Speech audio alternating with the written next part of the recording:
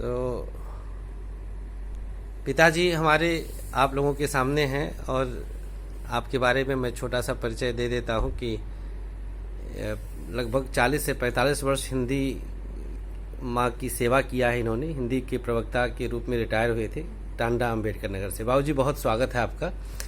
और हम जानना चाहेंगे कि आपके हाथ में ये आशुतोष राणा जी की लिखी हुई पुस्तक उपन्यास राम राज्य है।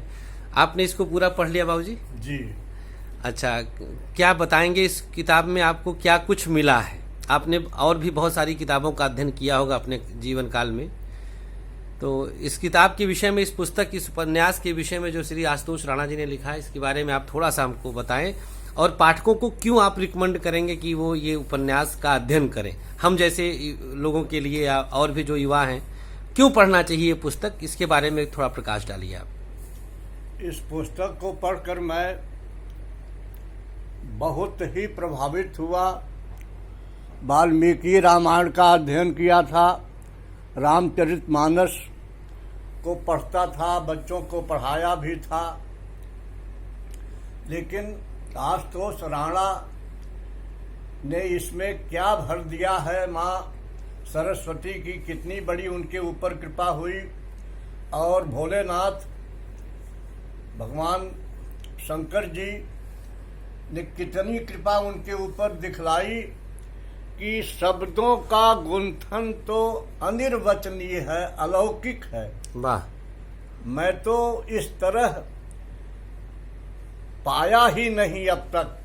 वाह। रामचंद्र शुक्ल को मैंने पढ़ा है, हजारी प्रसाद द्विवेदी को, महावीर प्रसाद द्विवेदी को, डॉक्टर श्याम सुंदर को, लेकिन वाह,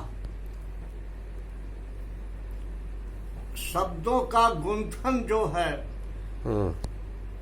इतना साहित्यिक और इतना वह मतलब मैं अभिभूत हूँ, कह नहीं सकता, मेरे पास शब्द नहीं है कि मैं कैसे उसके प्रभाव को मैं कैसे व्यक्त करूं। जी जी जी जी।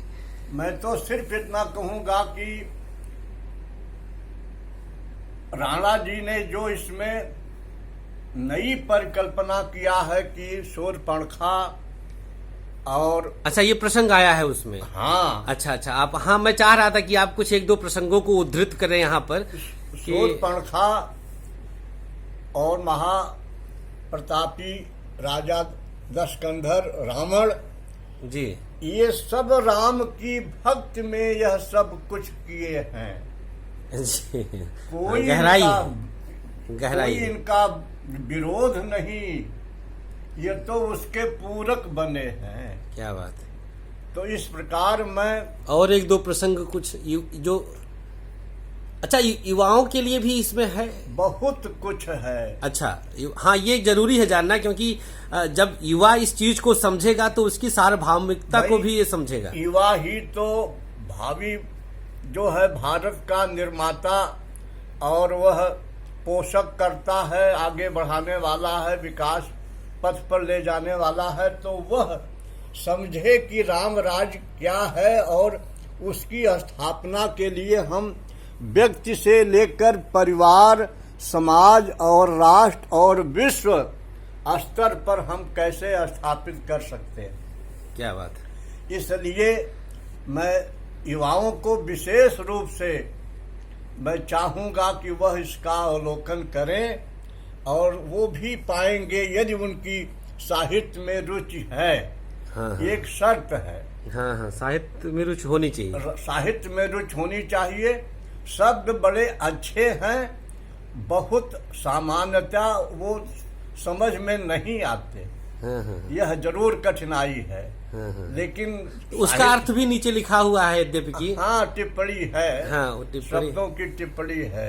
हाँ हाँ। तो हाँ, इस प्रकार अद्वितीय पुस्तक हमारी दृष्टि में यह अब तक हम तो भाई क्या कहें। तो पूरे लॉकडाउन में आप जैसे यहाँ इतने समय से थे, ये एक उपलब्धि कही जा सकती है लॉकडाउन की। बहुत बड़ी और विशेष रूप से बेटे की कि इनकी समझ में बात आई। ये भी साहित्य प्रेमी है, इन्होंने वह पुस्तक मंगा दिया। मैं तो 500 रुपया सोच भी नहीं सकता था कि इतनी अच्छा, अब आप जैसे पढ़ने के बाद, हाँ, मूल्य को लेकर के भी आशुतोष जी ने एक दिन लिखा था, कुछ लोगों को लगता है कि मतलब मूल्य ज्यादा है इसकी, तो क्या आज के परिवेश को देखते हुए इस पुस्तक को अध्ययन करने के बाद, इस पुस्तक का अध्ययन करने के बाद व्यक्ति को लगेगा जैसे कि भाई 500 रुपया वसूल हो गया? क्या ऐसा मतलब आपको ऐसा निश्चित रूप से जीवन सुधर जाएगा। उसका व्यक्तिगत जीवन, सामाजिक जीवन, सब कुछ सुधर जाएगा। अच्छा, हाँ, तो मतलब मूल्य इसका बहुत कम ही है तब तो फिर। एकदम कम है।